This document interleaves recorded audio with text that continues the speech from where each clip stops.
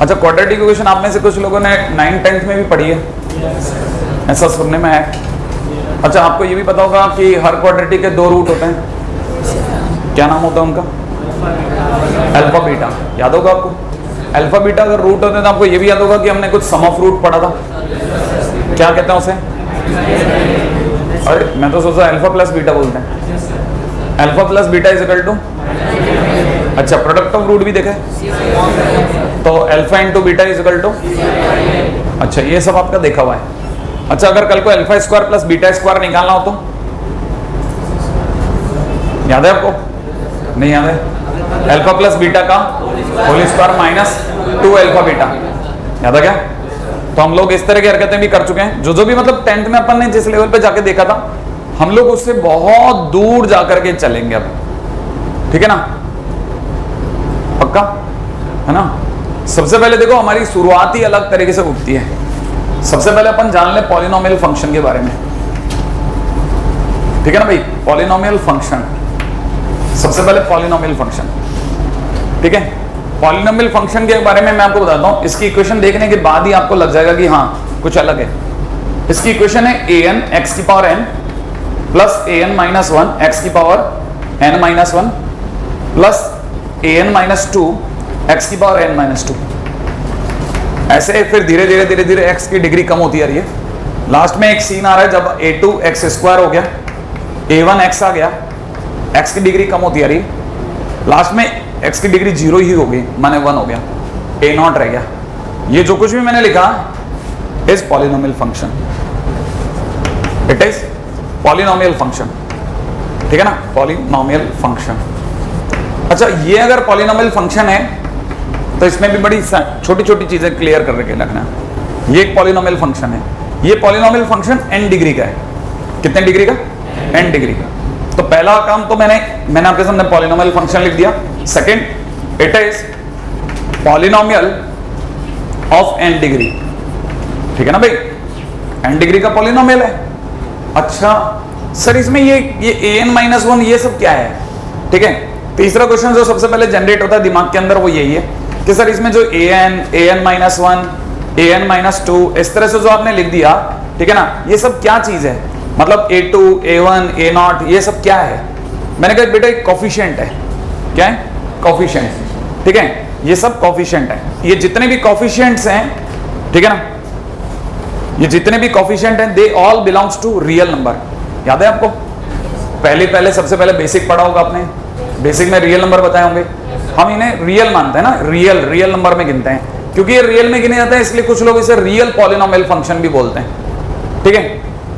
सबसे पहले लिख लें आप, ये लिख लो आप, है ना, क्योंकि मैं अच्छे जानता हूं आपके समझ में कुछ नहीं आया। पहले लिख लो आप, समझाना बाद में।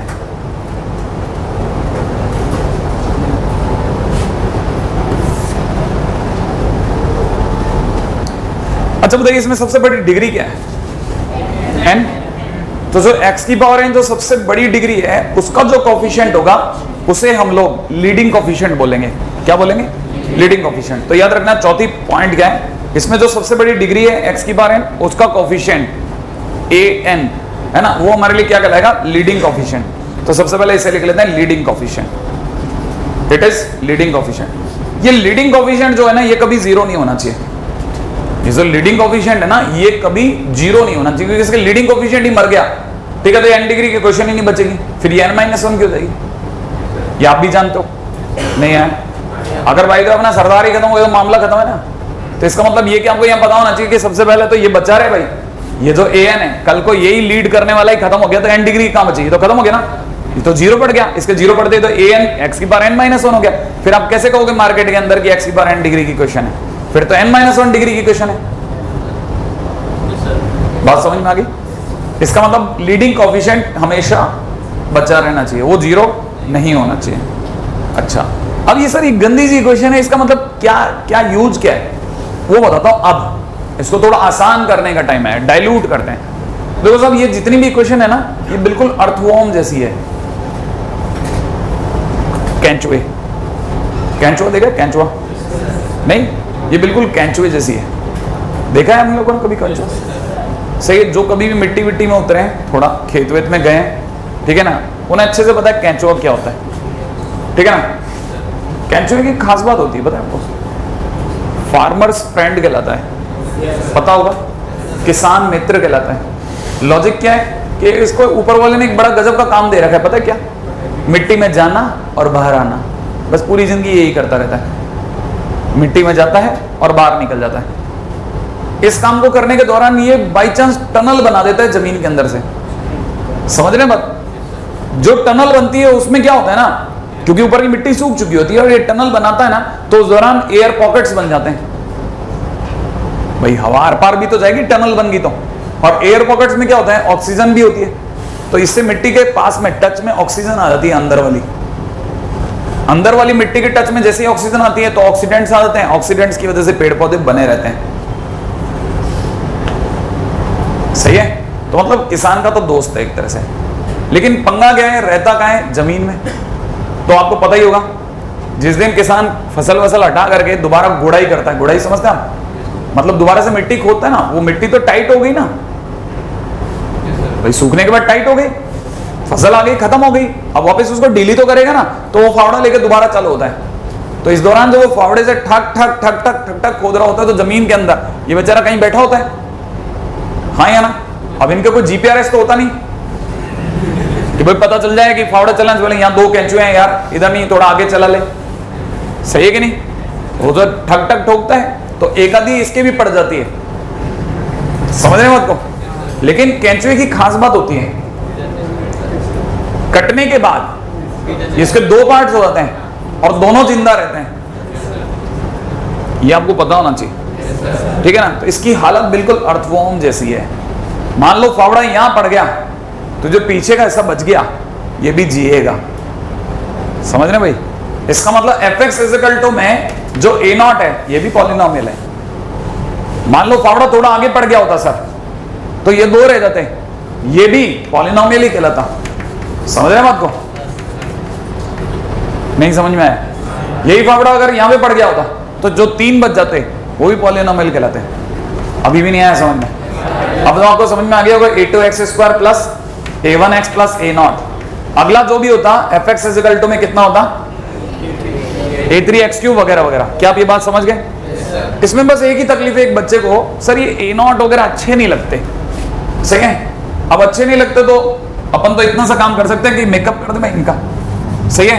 इसकी जगह ax प्लस b लिख देता हूं और a2 a1 और a नॉट की जगह हटा करके abc लिख देता हूं। क्या कहते हो आप, abc, पकड़ में आ गया आपको। तो अगले वाले के अंदर लिख के चलते हैं, इसको मैं लिखूंगा ax³ plus bx² plus cx plus d। सोच लिया होगा आपने, सही है ना भाई, नहीं है। तो वैसे ही अगला जो भी होगा fx equal to ax⁴ plus में bx³, ठीक है ना, डैश डैश प्लस e, सोच लेना, नहीं है। नेक्स्ट नंबर पे कौन आएगा, fx इक्वल टू में ax⁵ bx⁴ और ऐसे डैश डैश प्लस f हो जाएगा, सही कि नहीं। ये सब क्या है, ये सब के सब पॉलिनोमियल है।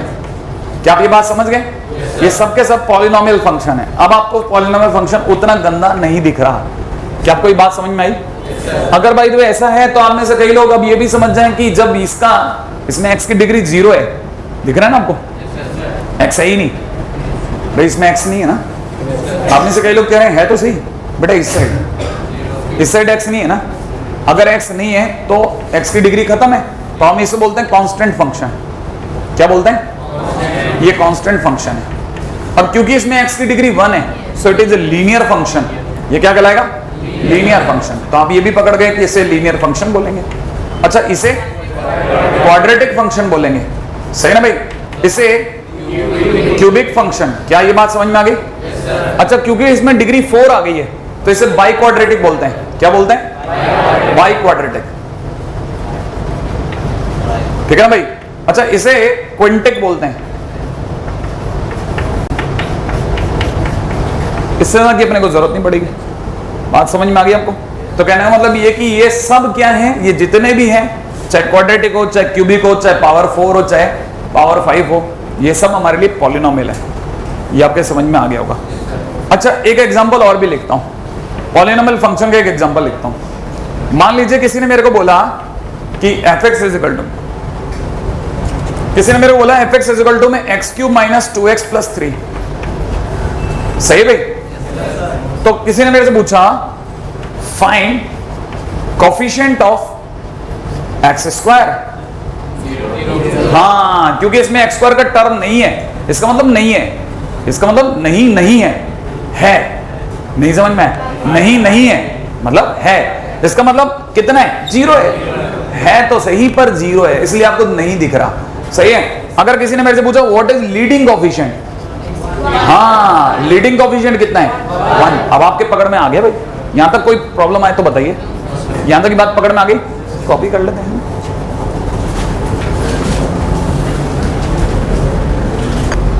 तो अब में से कई लोग समझ गए कि भाई अच्छा पॉलिनोमियल होता ही है ना। अच्छा, पॉलिनोमियल फंक्शन के बाद में अपन आते हैं भाई, हमारा तो आमना सामना जो भी होगा क्वाड्रेटिक से होगा पहले, है ना। यहां तक तो आपको समझ में आ ही गया होगा कि लीडिंग कोफिशिएंट क्या है वगैरह वगैरह, हाँ। अपन अब अगले पड़ाव की तरफ चलते हैं, नेक्स्ट पॉइंट के ऊपर बात करते हैं, ठीक है। पॉलिनोमियल फंक्शन के बाद में अपन चल लेते हैं क्वाड्रेटिक फंक्शन की ओर, सही है। इससे पहले कि क्वाड्रेटिक फंक्शन की तरफ चलें, पहले अपन करते हैं कि डिवीजन ऑफ पॉलिनोमियल फंक्शन।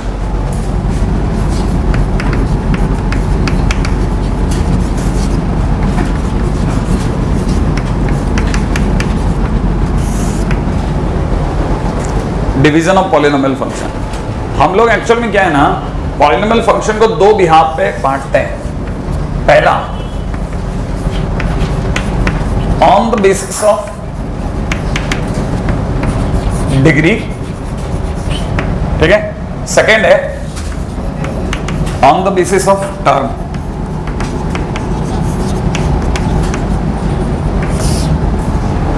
हम लोग पूरी कहानी को अब आगे जो पढ़ेंगे ना, वो दो हिस्सों में पढ़ेंगे। पहला डिग्री के बेसिस पे बांटेंगे और दूसरा टर्म के बेसिस पे बांटेंगे, राइट। अच्छा, डिग्री के बेसिस पे अगर चर्चा करी जाए तो डिग्री के बेसिस पे जो होगा, सबसे पहले हमारे पास में कौन आया था, कांस्टेंट फंक्शन, क्या आपको याद है। तो हमारे पास सबसे पहले आया था कांस्टेंट फंक्शन। देखिए साहब, इसे बोलते जरूर fx इज इक्वल टू में a है, पता ही होगा। इसे कांस्टेंट इसलिए बोलते हैं कि x की हर वैल्यू पर ये वही रहेगा। जैसे फॉर एग्जांपल मैंने किसी को बोला कि fx is equal to 5, function के आगे 5 लिखा जाना इटसेल्फ इनफ है। क्या फंक्शन की वैल्यू हर हालत में 5 रहेगी, x की वैल्यू चाहे कुछ भी रख दो। इसका मतलब क्या, कांस्टेंट फंक्शन माने answer is constant now, answer is constant now. क्या आपको मेरी बात समझ में आ गई। आंसर नहीं हिलेगा, ये पत्थर है, पत्थर, समझ में आ गया। x के नाम पे आप कुछ भी रख दो, कहने का मतलब ये कि कल को किसी ने फंक्शन में 0 डाला, ये 5 बोलेगा। फंक्शन में आपने -1 डाला, ये 5 बोलेगा। फंक्शन में आपने 2017 डाल दिया, ये 5 बोलेगा। x के नाम पे आप बदल बदल के मर जाओगे, ये हर बार 5 ही बोलेगा, क्योंकि ये कांस्टेंट है। क्या आपको मेरी पहली बात समझ में आ गई, है ना। तो पहले तो ये एक दूसरा एग्जांपल। अब आते हैं पॉइंट नंबर 2 पे। सेकंड पॉइंट क्या है, कांस्टेंट फंक्शन में अगर मेरे से कोई पूछता है कि what is degree of x, सही है, तो मेरा आंसर होगा अनडिफाइंड। ये बड़ा इंटरेस्टिंग है। इसमें हम डिग्री कभी 0 नहीं बोलते, हम डिग्री बोलते हैं अनडिफाइंड, याद रखें, है ना। कुछ अलग सी बात है, इसको जरूर ध्यान रखना, ठीक है ना। दूसरे नंबर पे अगर देखा जाए, दूसरा नंबर पे तो बहुत ही आसान है, आप में से कई लोग जानते हैं। सेकंड नंबर पे, मतलब इसी के नीचे बी पार्ट ले रहा हूं, अगले नंबर पे कौन आएगा, लीनियर फंक्शन। और अगर किसी ने मेरे से मान लीजिए लीनियर फंक्शन में बात करी, तो मैं सबसे पहले उसके सामने एग्जांपल लगाऊंगा fx is equal to ax plus b। और किसी ने मेरे से पूछा व्हाट इज डिग्री, तो डिग्री विल बी 1, सही है। कुछ एक एग्जांपल रख सकते कोई बच्चा, जैसे fx इज इक्वल टू, बोलिए, 3x प्लस 1, श्योर है। कोई मेरे को बताएगा इसका लीडिंग कोफिशिएंट कितना है, 3, बहुत ही बढ़िया। अच्छा, अब एक और बात सुनना मेरी बात, यहां तक की बात बराबर है ना, 3x इज इक्वल टू 1। अच्छा, अभी इस पे नहीं चलते हैं, 1 मिनट, अगले पॉइंट से बात करते हैं, ना। अगले नंबर पे हम लोग लेंगे किसको, क्वाड्रेटिक फंक्शन, श्योर है। अच्छा, क्वाड्रेटिक फंक्शन की अगर बात चलेगी तो क्वाड्रेटिक फंक्शन ही है हमारा ठिकाना। तो बेसिकली हमें घूम फिर के यही आना है। पॉलिनोमियल वॉलिनोमियल तो मैं ऐसे बता रहे हैं, बस थोड़ी देर बाद अंदर चलेंगे इसमें, यही हमारे राजा का महल, ठीक है। तो fx इज इक्वल टू क्या है साहब, ax square plus bx plus c। इसका मेरे को सबसे पहले आप लीडिंग कोफिशिएंट बोल दो। आप leading coefficient is equal to a. बहुत ही सिंपल है ना भाई। आपको तो पता ही होगा, मैंने पहले बता रखा है ए को मरने नहीं देना, ए तो जीरो होना ही नहीं चाहिए हमारा। क्वाड्रेटिक फंक्शन में a should not be zero. Clear है यहां तक में कोई प्रॉब्लम? अच्छा, दूसरी बात, अगर सर्कल को ए जीरो हो जाए तो आपका क्या जाता है? मैंने कहा अगर let say a is equal to zero, first of all तो ये हो गया, पहला पॉइंट खत्म।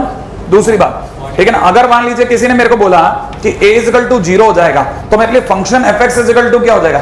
लीनियर फंक्शन हो जाएगा। क्या हो जाएगा? लीनियर फंक्शन हो जाएगा ना भाई। तो मैं आपके लिए बोलता हूं fx इज इक्वल टू कितना? bx plus c, that is a linear function. सही ना? इसका मतलब हम अपने क्वाड्रेटिक फंक्शन को लीनियर फंक्शन बना बैठेंगे, जो कि गलत हो जाएगा। राइट है? अच्छा, मैं अगले पॉइंट के अंदर इसी के अंदर ऐड कर रहा हूं। अगर कल को a भी जीरो हो जाए और c भी जीरो हो जाए, अगर इसमें a भी जीरो हो जाए और c भी जीरो हो जाए, तो आप मेरे को बताएंगे fx इज इक्वल टू क्या बचेगा? bx। राइट है? अच्छा, हमने से बताएगा bx is a linear function. Exactly, है ना? क्या नाम? लीनियर। पिछला वाला भी लीनियर, ये वाला भी लीनियर। लेकिन अब मैं एक और बात रखता हूं। अच्छा, आप में से अगर कोई मेरे को बताएगा कि fx इज इक्वल टू, जैसे मैंने x स्क्वायर लिया, सही है, अगर मैं x की जगह माइनस एक्स रखता हूं तो यहां पे भी माइनस एक्स का स्क्वायर हो जाएगा। हाँ, है ना भाई? x की जगह माइनस एक्स रखूंगा तो माइनस एक्स का स्क्वायर हो जाएगा, और माइनस एक्स का स्क्वायर इज इक्वल टू, इसका मतलब मैंने फंक्शन में माइनस एक्स डाला और वापस मुझे फंक्शन ही मिल गया। भाई एक्स स्क्वायर तो फंक्शन है ना, तो इसका मतलब एफ ऑफ माइनस एक्स बराबर एफ एक्स। हाँ या ना? ये बात आपके पकड़ में आ रही है? अगर माइनस एक्स डालने पर फंक्शन के फर्क ही ना पड़े, माइनस एक्स डालने पे फंक्शन के जैसे इसमें कोई फर्क नहीं पड़ा ना, तो मैं ऐसे फंक्शन को बोलूंगा इवन फंक्शन। क्या बोलूंगा भाई? Even function. अच्छा, अगर मान लीजिए मैंने अपनी तरफ से फंक्शन में लिया होता है fx इज इक्वल टू में x क्यूब, कितना लिया होता? अगर मैंने x क्यूब के अंदर x की जगह पे माइनस एक्स डाला होता तो आप में से हर एक जने को पता है माइनस एक्स का क्यूब बन जाता। इस बार माइनस बाहर आता, पता होगा, तो ये मेरे लिए क्या बन जाता? Minus x cube. माइनस तो ठीक है, लेकिन एक्स क्यूब की जगह मैं एफ एक्स लिखता हूं। अरे माइनस तो ठीक है ना, एक्स क्यूब की जगह मैं वापस एफ एक्स लिखूंगा कि नहीं लिखूंगा? तो आपको पता चल गया कि एफ ऑफ माइनस एक्स बराबर क्या हुआ? माइनस एफ एक्स हो गया। हाँ कि ना? अगर माइनस बाहर आ जाए, एक्स की जगह माइनस एक्स रखने पर माइनस बाहर आ जाए, तो आप तुरंत समझ जाना ऐसा फंक्शन इज ऑड फंक्शन। कैसा फंक्शन है? ऑड फंक्शन है। जबकि अगर माइनस खा जाए तो समझ जाना इवन फंक्शन है। हालांकि मैं पूछ के किसी बेइज्जती नहीं करना चाहता, वरना मेरा बहुत मन है पूछने का कि साइन में एक्स की जगह माइनस एक्स रखने पर sine minus x minus sine x हो जाएगा। क्या आपको ये बात पता है? हाँ या ना? तो माइनस बाहर आया कि नहीं आया? अगर माइनस बाहर आया तो इवन में गिनूं कि ऑड में?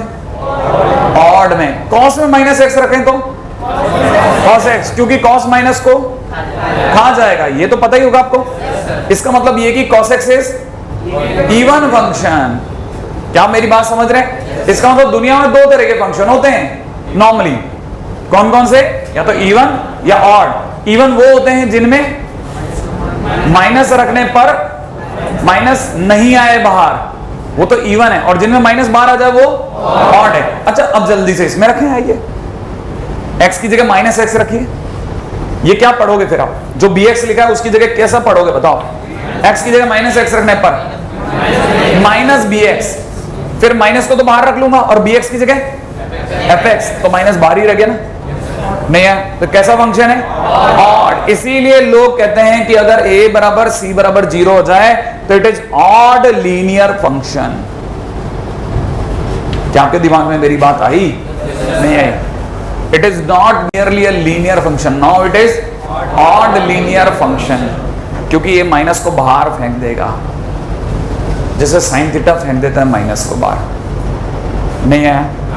कहानी थोड़ी सी पकड़ में आ गई है ना?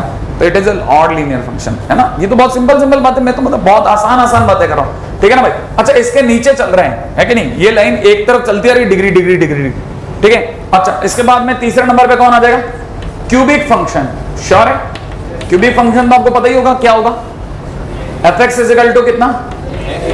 ax cube plus bx square plus cx plus d। Sure है?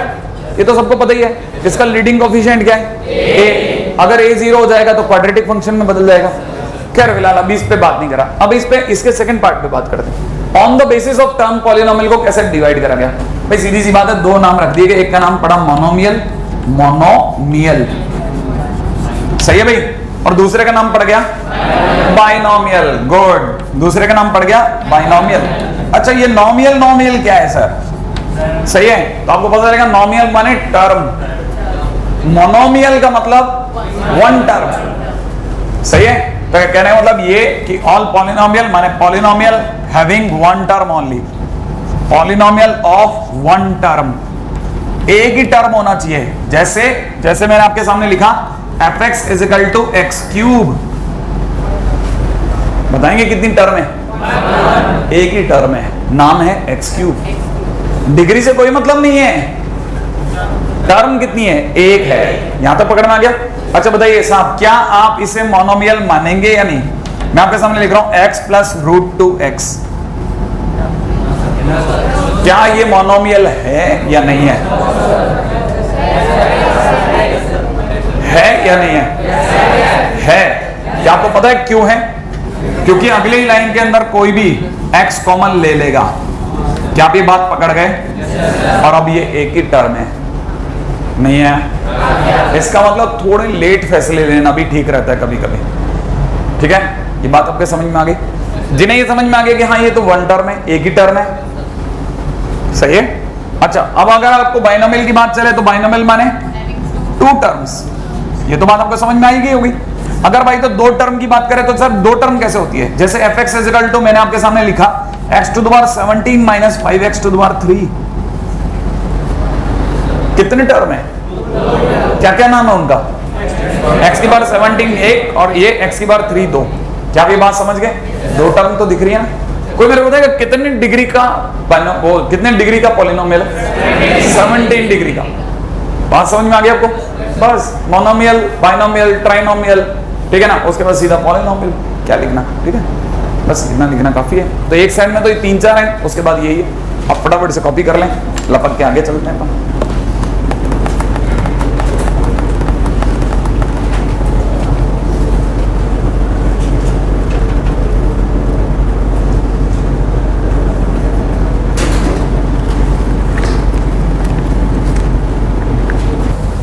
अब ये डिवीजन ऑफ पॉलिनोमियल के बाद में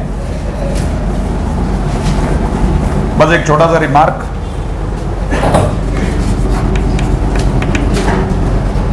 एक और चीज है जो हमारे पास में दोनों में ही नहीं आती, और उसका नाम है monic polynomial.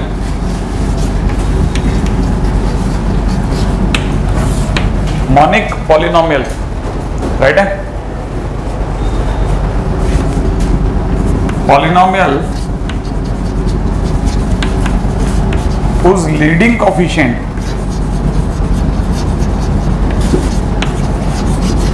is equal to 1, लिख लीजिएगा। Polynomial whose leading coefficient is 1 माने equal to 1 is monic polynomial, is monic polynomial। लिख लिया? Polynomial whose leading coefficient is equal to 1 is monic polynomial।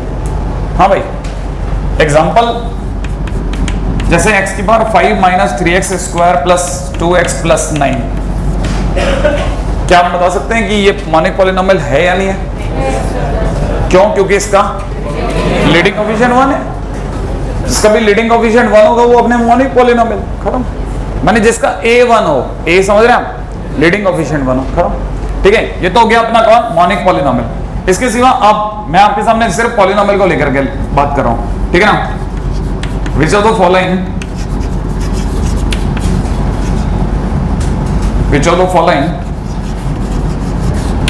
is polynomial?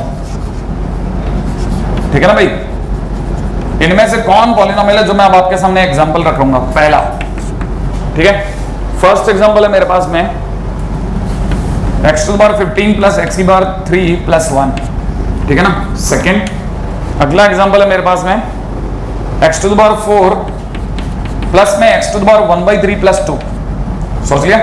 सी, अगला एग्जांपल ले रहा हूं मैं, ठीक है, 4x to the power 7 plus 1, ठीक है। And the last one will be last one will be x cube minus iota x plus 4। Iota सुना है नाम में, है ना भाई? अब बताइए साहब, इनमें से कौन सा पॉलिनोमियल है? ए है, हाँ या ना? ए पॉलिनोमियल है। सेकंड नहीं है, क्योंकि x की पावर 1/3 नहीं चलेगी, याद है कि नहीं? हाँ भाई, अगला बोलो। ये है और ये नहीं है, क्योंकि इसमें आयटा अड़ गया। सही है, क्योंकि हम रियल कोफिशिएंट्स पे ही बात करते हैं, याद है? Belongs to are. A1 A2 A3 AN वगैरह वगैरह सब रियल होने चाहिए, ये तो इमेजिनरी है। आयटा याद होगा, सही है ना? तो इसका मतलब ये अटक गया। अगले बात हो फ्रैक्शन, ठीक है? ये तो गया हमारे लिए कि पॉलिनोमियल को लेकर के एक सिंपल सा question, which of the following is polynomial. अच्छा, पॉलिनोमियल होने के बाद में अगले पॉइंट के ऊपर चर्चा करते हैं, ठीक है? नेक्स्ट टाइटल लेते हैं मतलब क्वाड्रेटिक फंक्शन। सही भाई, अगला टाइटल है quadratic function and quadratic equation. Quadratic function and quadratic equation, तैयार? Quadratic function and quadratic equation. आप में सभी को पता होगा, क्वाड्रेटिक फंक्शन की अगर बात करी जाए तो क्वाड्रेटिक फंक्शन होता है fx = ax² plus bx plus c। Sure है? या अभी थोड़ी देर पहले ही बात हुई थी अपनी, ये क्वाड्रेटिक फंक्शन है, ठीक है ना? लिख लीजिएगा, fx = this is a quadratic function, is quadratic function, क्योंकि मेरे बताने की क्या चीज है, ये हो जाएगा आपसे, ठीक है? This is quadratic function and when, and फिर लिखेगा when quadratic function is equated to 0, and when quadratic function is equated to 0, quadratic function is equated to 0, it becomes quadratic equation, it becomes quadratic equation। सही है? it becomes quadratic equation। कहने का मतलब आप में से कितने लोग समझ गए कि क्वाड्रेटिक फंक्शन और इक्वेशन में फर्क क्या है? अगर इक्वल टू में कुछ नहीं है, सही है, तब तो ये फंक्शन है। और जैसे ही अगर भाई जो आपके सामने आ जाए ax² plus bx plus c = 0, तो तुरंत समझ जाना now it is quadratic equation. बात समझ में आ गई आपको? जब आप इसके सामने 0 लगा दो, तुरंत समझ जाना कि अब ये इक्वेशन बन गई, इक्वेशन बन गई, ठीक है ना? अदरवाइज फंक्शन और इक्वेशन में हमेशा फर्क रख के चलिएगा, ठीक है ना? फंक्शन और इक्वेशन में आपको पहला फर्क पता होना चाहिए। फंक्शन तब तक है जब तक fx लिखा हुआ है, और जैसे आप = 0 हो जाओ, तुरंत समझना अब इक्वेशन तैयार है। क्वाड्रेटिक की बात नहीं कर रहा, सब जगह cubic equation cubic function, biquadratic equation biquadratic function, ये आपको पता होना चाहिए। = 0 होते ही अब तुरंत समझ जाना कि अब इक्वेशन चालू हो गया। राइट है भाई? अगले पॉइंट पे बात करते हैं। अगला टाइटल ले रहे हैं हम लोग, ठीक है ना? नेक्स्ट टाइटल इज, ठीक है, जीरोज ऑफ द पॉलिनोमियल। अगला टाइटल लिखिएगा, zeros of polynomial.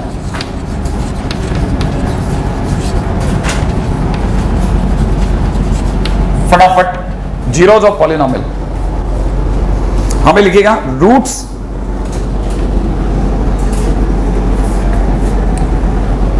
are the values, roots are the values of x, roots are the values of x, roots are the values of x which satisfies the equation, which satisfies the equation,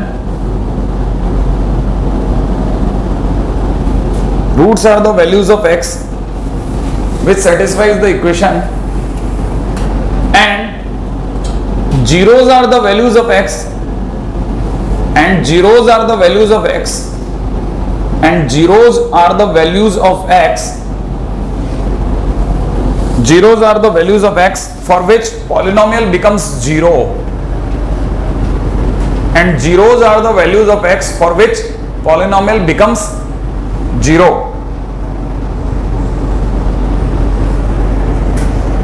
ठीक है, पहला point. Second point में लिखिएगा, it implies that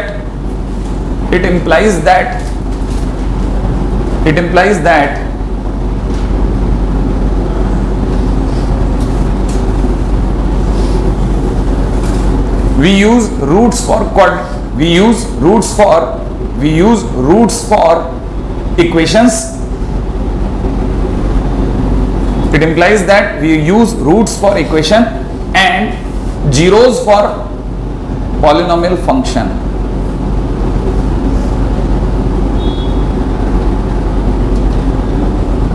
ठीक है, अच्छा जिन्हें ये बात लिख ली उसको पहले सबसे पहले मैं ये बता दूं, देख भाई ऐसा है, अभी भी अगर समझ में नहीं आते तो समझ ले, जैसे मान ले तेरे पास में लिखा है x² + 5x + 6, मान लो ये लिखा है, ठीक है ना, और दूसरी तरफ से लिखा हुआ है x² + 5x + 6 = 0। ये क्वाड्रेटिक फंक्शन है भाई, और ये क्वाड्रेटिक इक्वेशन है। पहले पकड़ में आ गया। x की वो वैल्यू जो इसको सेटिस्फाई करेंगी और 0 बनवाएंगी वो रूट्स कहलाएंगी, और वही वैल्यू इसके लिए जीरोज कहलाएंगी। अगर आपको दोबारा सुनना है दोबारा बोलता हूं, अगर आपको पता हो तो x की वो वैल्यू जिनको रखने पर ये 0 बैठ जाएगा वो इनके लिए रूट्स हैं। जैसे मैं आपके सामने x² इसको चेंज कर रहा हूं, -5x कर रहा हूं, इसको -5x कर रहा हूं, कर दूं। अब मैं आपके सामने x की जगह पर कितना रख रहा हूं, 1, ठीक है ना भाई, x की जगह 1 रखते हैं। आप में से कहीं को पता है 1 - 5 + 6, अरे 1 - 5 + 6 क्या 0 बना? नहीं बना, इसका मतलब 1 रूट नहीं है। अब मैं रखता हूं 2, रख दो भाई। अगर मैंने x = 2 रखा तो 2 रखने पे 4 - 10 + 6 क्या 0 आ गया? इसका मतलब x = 2 is root of the quadratic equation. अब मैं आपके सामने 3 रख दूं, अगर मैंने x = 3 रख दिया तो इट इज 9 - 15 + 6 क्या 0 हो गया? इसका मतलब इस क्वाड्रेटिक इक्वेशन के कितने रूट?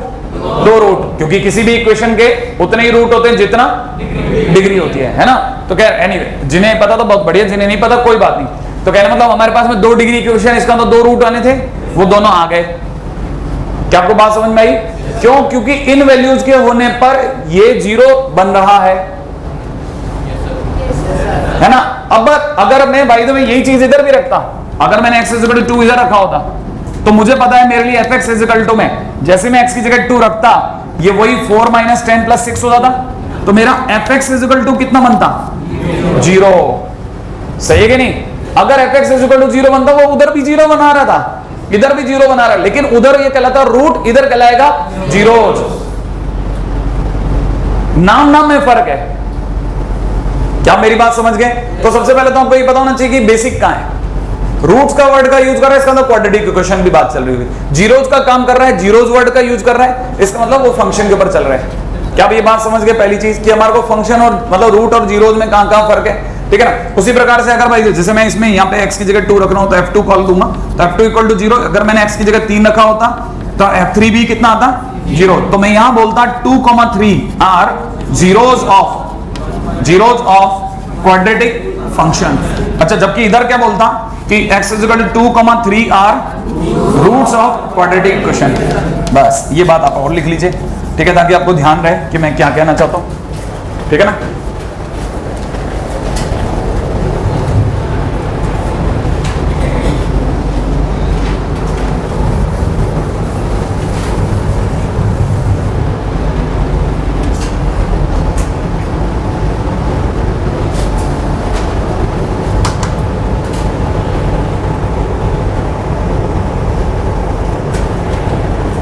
ठीक है,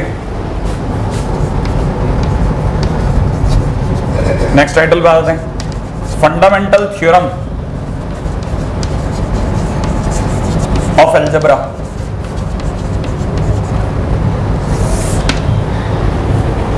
fundamental theorem of algebra.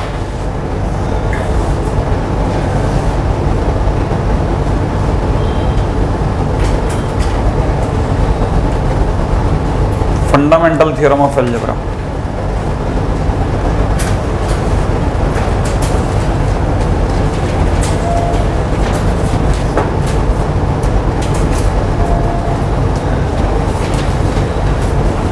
Right है, fundamental theorem of algebra.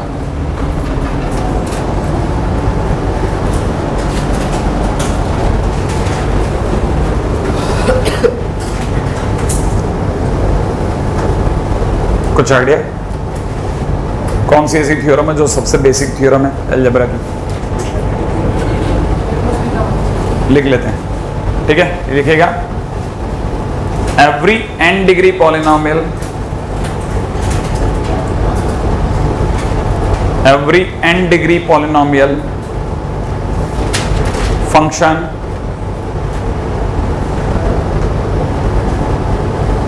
has n zeros for it. Every n degree polynomial has n zeros for it. बात समझ में आ गई आपको? ये वही बात है जो आपने अभी अभी थोड़ी देर पहले मेरे को किसी ने बोली थी कि क्वाड्रेटिक इक्वेशन के कितने रूट होंगे? 2। क्यूबिक इक्वेशन के कितने रूट होंगे? 3। यही तो फंडामेंटल थ्योरम ऑफ अलजेब्रा है। बात समझ में आ गई? आगे इसी के अंदर लिख लीजिएगा। सो अकॉर्डिंग टू दिस, इसके मतलब थोड़ी आगे लिख लेना। So according to this n degree equation has n roots. n degree equation has n roots. So n degree equation has n roots. हालांकि मैंने ऊपर की तरफ फंक्शन के बारे में बात कराई है, लेकिन मैं अच्छे से जानता हूं कि जैसे ही हमारा काम फंक्शन से आगे इक्वेशन में जाएगा तो वो जीरोस किस में बदल जाएंगे? रूट्स में। इसका मतलब रूट्स और जीरो अपने आप को बेवकूफ बनाने की चीजें। रूट्स और जीरोस अपने आप को बेवकूफ बनाने की चीजें।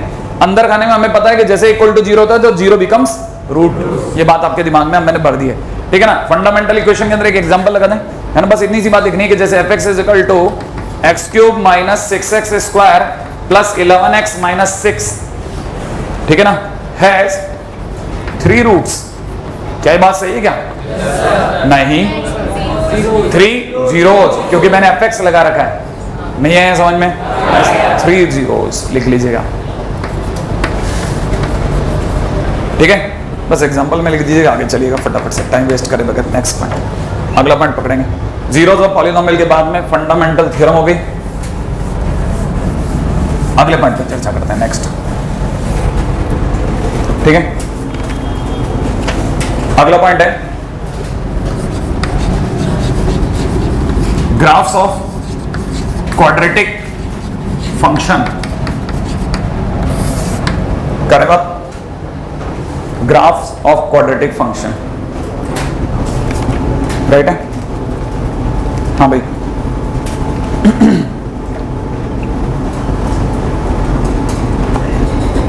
ग्राफ्स ऑफ क्वाड्रेटिक फंक्शन में सबसे पहले अपन ले लेते हैं। अच्छा एक बात बताइए कि क्या आपने फिजिक्स में ये थोड़ा बहुत पढ़ लिया है या नहीं पढ़ा है? जैसे y इज इक्वल टू में x square minus 2x plus 5 लिखा है, तो आप में से कोई इसका डिवाइड x बता सकता है? x स्क्वायर का 2x और इसका माइनस 2 प्लस 0। ये आपको सबको आता तो है ना? हाँ या ना? इतना तो कर लेंगे ना? हाँ, तो फिर मेरे लिए आप चीजें ज्यादा आसान कर देंगे, है ना? लेकिन अदरवाइज मेरे लिए थोड़ा प्रॉब्लमेटिक होता था चीजों को लेकर के, इसके बारे में बात करना, है ना? नहीं करते हैं इस पे बात। लिख लीजिएगा सबसे पहला पॉइंट, तो पहला पॉइंट लिखना है, for fx is equal to ax square plus bx plus c if a is positive, if a is positive, if a is positive, graph will be, कोई आइडिया? बिल्कुल, अपवर्ड पैराबोला, अपवर्ड पैराबोला, बेटा भाई, graph will be upward parabola. इसी के अंदर second point में लिखेगा, ठीक है ना? If a is negative, graph will be downward parabola.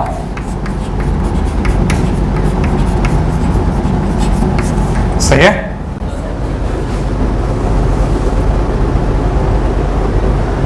Example, आप में से कोई मेरे को बताएगा कि अगर मैंने आपके सामने fx इज इक्वल टू, मान लीजिए लिख दिया 3x square plus 7x minus 13, सही है? इसका a कितना है?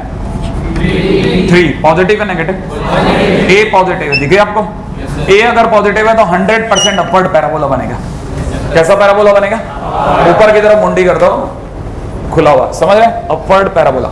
अगर यही बाय द वे मैं आपसे पूछूं कि fx इज इक्वल टू में किसी ने मेरे को दे रखा है minus x square plus 3x plus 7, तो आप बताएंगे इसका a कितना है? a कितना है? -1। नेगेटिव है ना? अगर नेगेटिव है तो इसका जो भी ग्राफ बनेगा कैसा बनेगा? डाउनवर्ड। ऐड कर लें, आगे चलते हैं। ऐड करते जाओ, सब चीज़ों को ऐड करते जाओ, ठीक है, ताकि मैं आगे आगे रोटेट करता जाऊँ। अगला पॉइंट, नेक्स्ट पॉइंट, ठीक है, अगले पॉइंट पे बात करते हैं। लिख लिया आपने? हाँ भाई, सेकंड पॉइंट आता हूं, ठीक है। सेकंड पॉइंट, ग्राफ को सीखने के लिए सेकंड पॉइंट हमारे को जिसकी सबसे ज्यादा जरूरत है, ठीक है ना, that is vertex, vertex of quadratic function.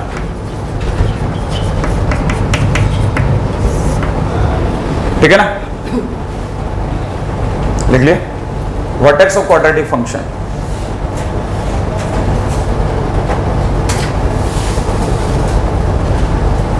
करते हैं इस पर वर्टेक्स ऑफ क्वाड्रेटिक फंक्शन, ठीक है। एक्चुअल में क्या ना, मैं सोच रहा था, मैं से किसी जैसे स्टूडेंट को इस पे भी अगर आपके मन में आ जाए, ठीक है ना, एक बात मैं यहाँ पे बता भी सकता हूँ, जैसे अगर आप में से किसी ने इसका डिवाइड एक्स करा, आपको पता चलेगा इसका डिवाइड एक्स कितना है, 6x आ गया। इसका सेकंड डेरिवेटिव करिए एक बार और, d2y/dx², एक बार और डिफरेंशिएट, 6 आ गया।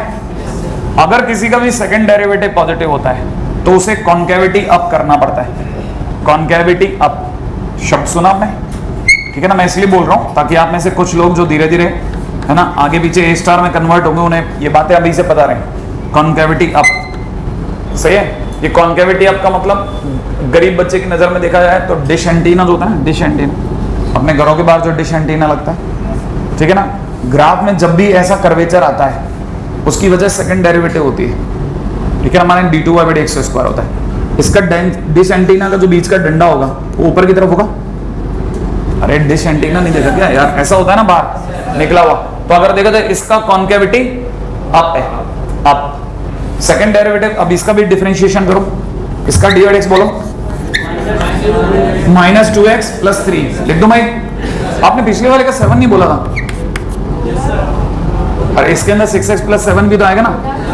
अच्छा, तो 6x का 6 और 7 का, चलो बढ़िया। अगले वाले इसका d/x बोलो, -2x + 3। अब दोबारा डिफरेंशिएट करो, ओनली -2। सेकंड डेरिवेटिव कैसा आया, नेगेटिव, तो कॉन्केविटी डाउन होगी, कॉन्केविटी डाउन, समझ रहे हैं आपको। इसीलिए मतलब अपवर्ड पैराबोला और डाउनवर्ड पैराबोला बनने का लॉजिक यही है, सेकंड डेरिवेटिव। समझ में आ गया, इस सब का बेसिक कारण ये है, ठीक है ना, सेकंड डेरिवेटिव है।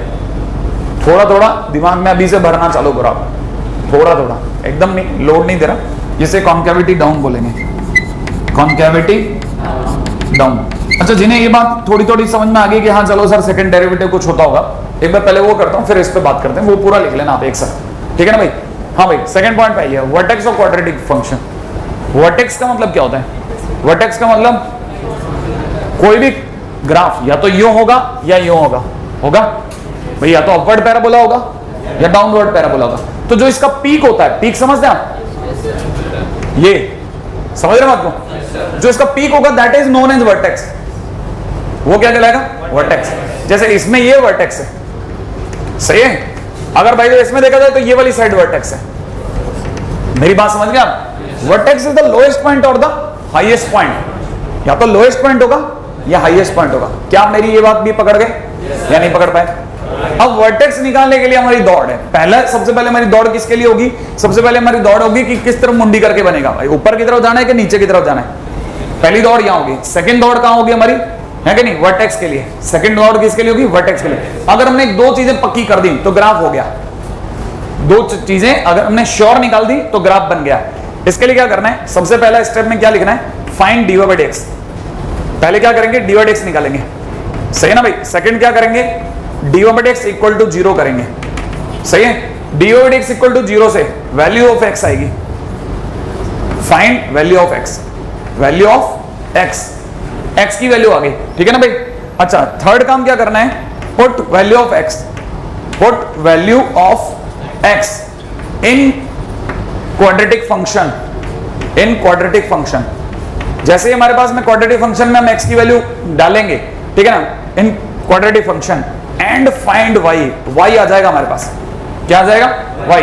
इससे ऊपर से x आ गया, नीचे से y आ गया। x और y आते ही किसी भी पॉइंट के कोऑर्डिनेट आ गए, याद है?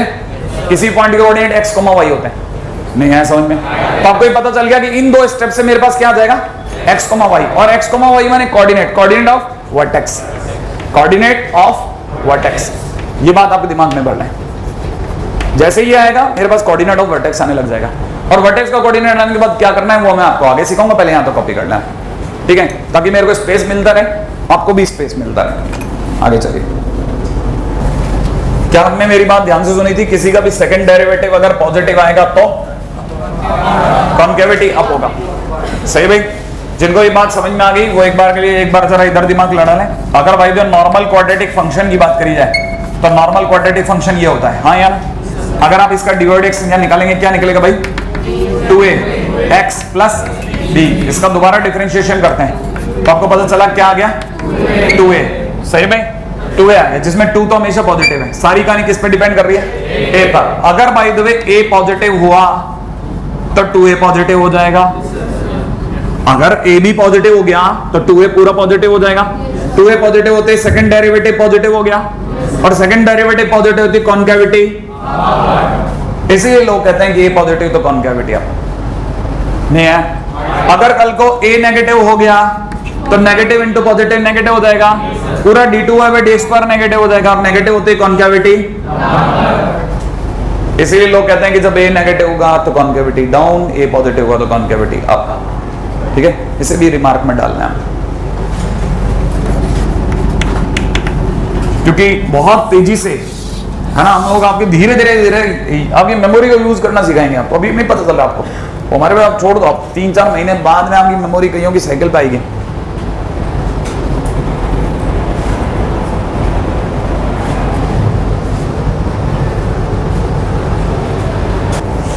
हाँ भाई हटा रहा हूं, है ना? अब आते हैं मुद्दे पे। मैंने आपको अभी तक सिर्फ 2 स्टेप सिखाए, हमको पता नहीं है। पहला काम जो इधर लिखा था क्या था वो? ए को चेक करना। सबसे पहले किसको चेक करना? ए को।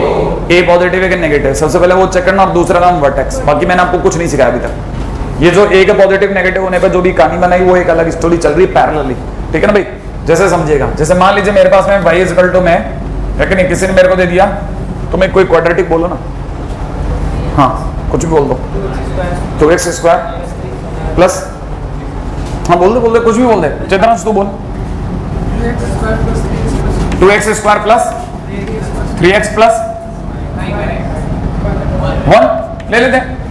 नहीं, 2x² प्लस 3x प्लस 1 भाई अपने मन से नहीं, कुछ भी बोलेगा ना, कोई भी कुछ भी बोलेगा, आप भी तो ड्रॉ कर सकते हो आगे पीछे। आपको तो अपने मन से ड्रॉ करना है ना भाई, सामने वाला कोई आपसे पूछ कर क्वेश्चन थोड़ी ना बनाएगा, वो कुछ भी देगा आपको करना पड़ेगा ना ड्रॉ। तो आप वैसे ही सोच लो ना, मैं एक तरफ से मैं आपको दे रहा हूं कि आप अपनी तरफ से वर्कआउट करो, मेरे को कुछ भी इक्वेशन दो, मैं सोचूंगा ना। तो सबसे पहले क्या सोचता है आदमी? सबसे पहले थिंक ए के बारे में सोचो। ए = कितना है इसका? 2, दैट इज पॉजिटिव। इसका मतलब कैसा होगा? Parabolic upward, parabola upward. ये बात आपके समझ में आ गई? इसका मतलब 100% ऊपर की तरफ जाने वाला है, ये ऐसा बनेगा। ये आपके समझ में आ गया? अब आपको दूसरा काम क्या करना है? वर्टेक्स। मैंने वर्टेक्स में क्या सिखाया देखो, मैंने भी मिटाया नहीं है। पहला क्या करो? dy/dx। जल्दी बोलो इसका dy/dx, 4x प्लस 3। बोलो x की वैल्यू। अगला स्टेप में dy/dx को क्या रखा? 0। तो मैं अगर 4x प्लस 3 को 0 रखूंगा, x की वैल्यू -3/4 आ गई भाई। x की वैल्यू के -3/4 आते ही क्या लिखा आगे? Put value of x in quadratic function and find y। तो ये x की वैल्यू क्वाड्रेटिक फंक्शन में रख दूं तो y = हो जाएगा 2 टाइम्स -3/4 का whole square plus 3 into -3/4 plus 1। क्या ये बात समझ में आ गई? इससे अगर मैं ढंग से लिखता हूं तो ये हो जाएगा 9 2 18 डिवाइड बाई 16। सोच लिया? ये आपको कितना दिख रहा है बोलो? माइनस का 36 डिवाइड बाई 16। हाँ 9/4 ही तो लिखा, देखो ढंग से। अरे 9/4 तो लिखा, 4 से काटो तो सही। अरे 4 9 जा 36, 4 4 जा लिखा है ना। अच्छा ये क्या लिखा हुआ दिख रहा बोलो? 16/16। अरे एलसीएम ले लिया मैंने मन में, नहीं आया समझ में। अब एलसीएम कितना आ गया? 16। ऊपर की चीजें जुड़ जाएं, ये दोनों मिलकर 34। इसमें 36 गया, कितना बचा? माइनस का 2/16, बोले तो माइनस का कोई मेरे को बताएगा वर्टेक्स क्या निकला? वर्टेक्स माइनस 3/4 कॉमा माइनस का 1/8। क्या आप ये बात पकड़ गए? अगर आपको वर्टेक्स आ गया, आप में से कितने लोग जानते हैं एक्स भी नेगेटिव और वाई भी नेगेटिव? क्वाड्रेंट कौन सा? एक्स भी नेगेटिव, वाई भी नेगेटिव। जिन्हें ये बात ही पकड़ में नहीं है, डोंट वरी। आप बताओ एक्स नेगेटिव किधर? उधर कि इधर? इधर। वाई नेगेटिव ऊपर के नीचे? तो देखो इधर भी और नीचे भी यही है, नहीं है? एक्स भी नेगेटिव और वाई भी नेगेटिव यही है, नहीं है? इसका मतलब अपने को इस क्वाड्रेंट में है। अब समझो कैसे। एक्स की वैल्यू माइनस 3/4, थोड़ा 3/4 चल लूं तो यहां पे कहीं पे मेरे को माइनस का 3/4 मिल जाएगा। फिर मैं नीचे जा रहा हूं, यहां कहीं पे 1 होगा माइनस का, यहां कहीं पे माइनस हाफ होगा, थोड़ा ऊपर जाके कहीं माइनस का 1/8 होगा, नहीं है? यहां पे माइनस का 1/8 होगा। ये लाइन और ये लाइन जहां मिलेगी उस पॉइंट का नाम माइनस 3/4 कॉमा माइनस का 1/8 होगा। सही है। और उसके बाद मेरे को करना क्या है? मेरे को तो अपवर्ड पैराबोला खोल देना है। क्या आपके दिमाग में आ गया? अब मैंने अपनी तरफ से तुक्का मारना है। समझ रहे हैं बात को? हो सकता है ओरिजिन से जाए ना जाए, मुझे क्या पता जा रहा है कि नहीं। मैं तो सिर्फ अपनी तरह से बनाऊंगा। क्या आप ये बात पकड़ गए? मैंने अपनी तरह से एक ग्राफ ड्रॉ कर दिया। अब किसी बच्चे के मन में आ सकती है सर ओरिजिन से गया कि नहीं गया। मैंने कहा अभी बता देता हूं 1 मिनट में। पहले ग्राफ समझ में आ गया? ग्राफ ऑलमोस्ट 99% तैयार है, सिवाय 1% जो बच्चे के मन में है ओरिजिन से गया कि नहीं गया। मैंने कहा आप मुझे बताइए इस लाइन को क्या कहते हैं?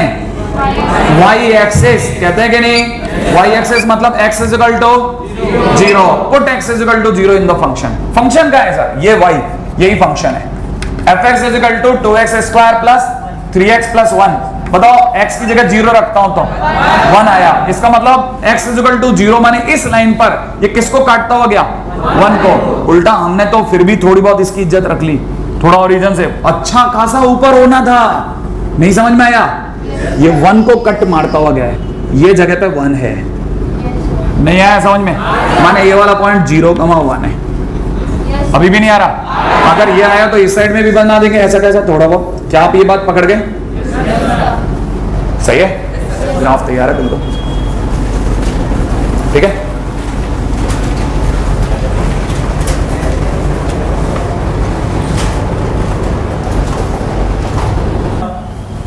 ठीक है। अगले में ले रहे हैं हम लोग y is equal to minus का 3x² प्लस का 4x माइनस का 5। ऐसा ले लें?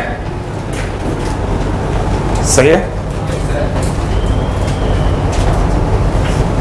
पक्का?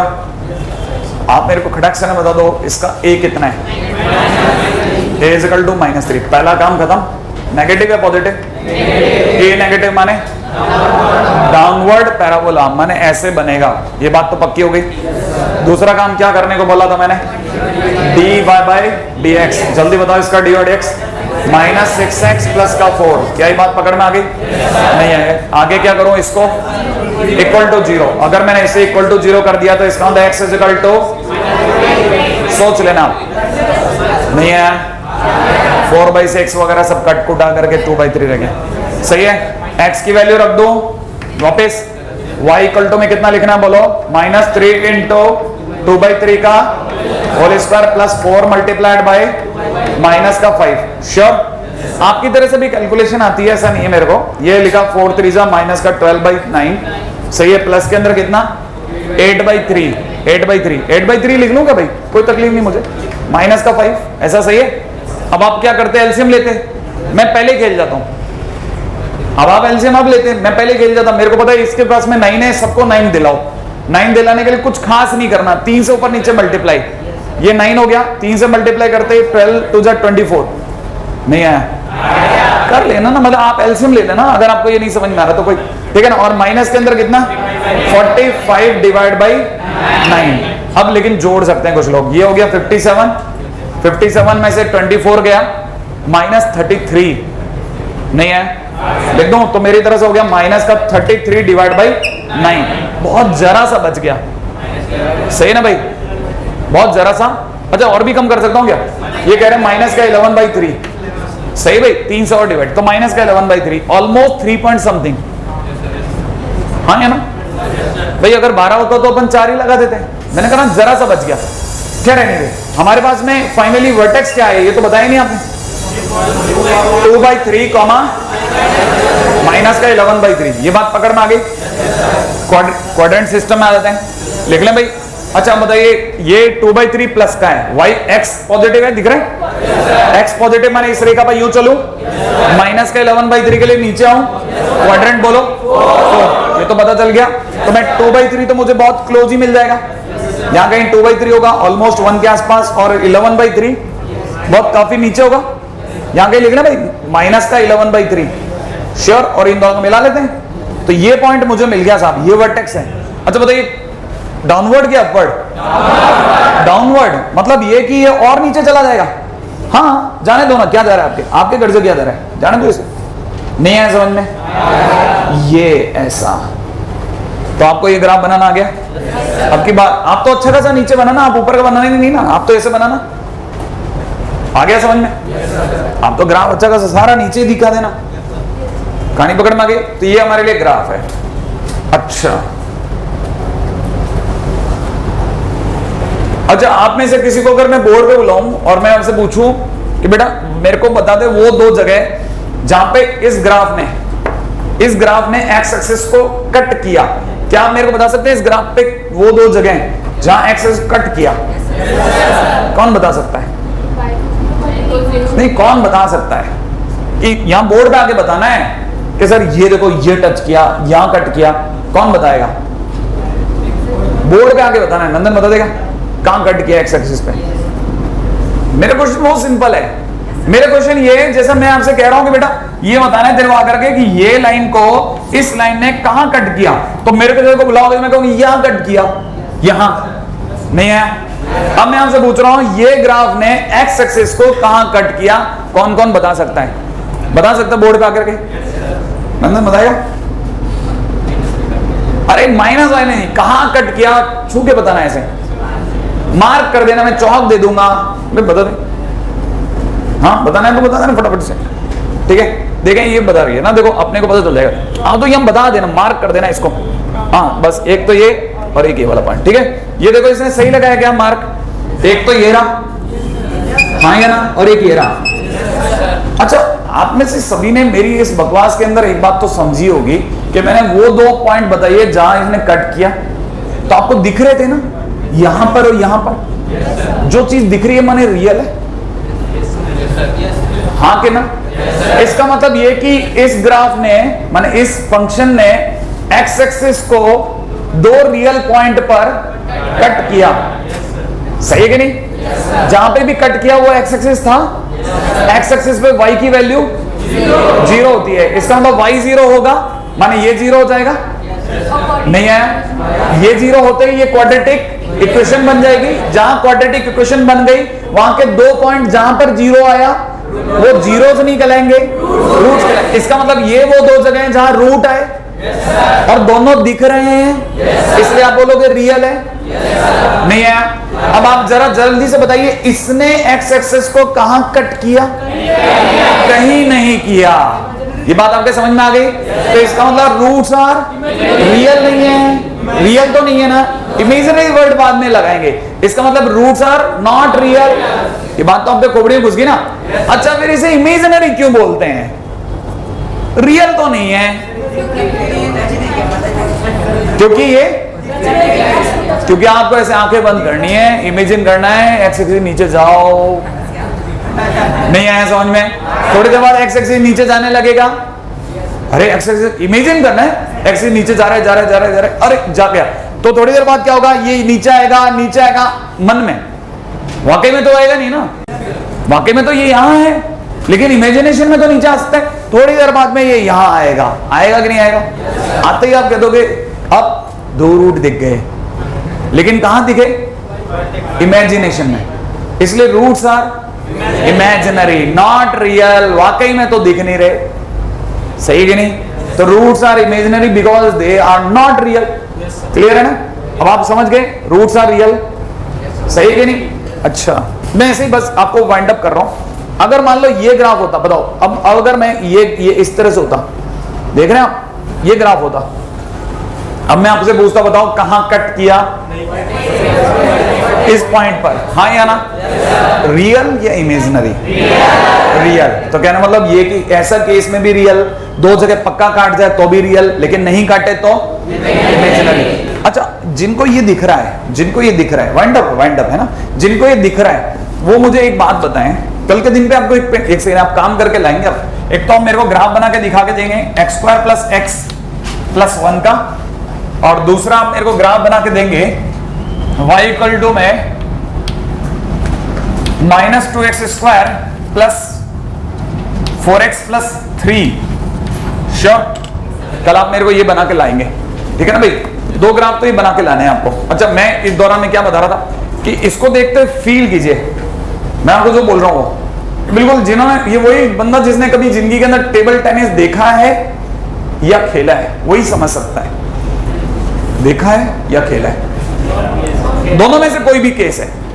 उन्होंने, जिन्होंने खेला है या देखा है वो जानते हैं एक वर्ड होता है स्मैश।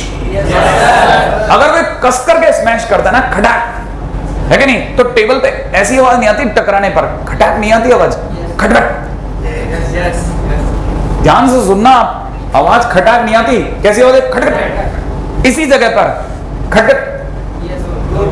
हाँ, तो यहाँ दो हैं, यहाँ 2 पॉइंट हैं, खटखट, वो एक ही जगह पे हैं। नहीं आया समझ में? वो 2 पॉइंट एक ही जगह पे हैं। समझ में आया आपको?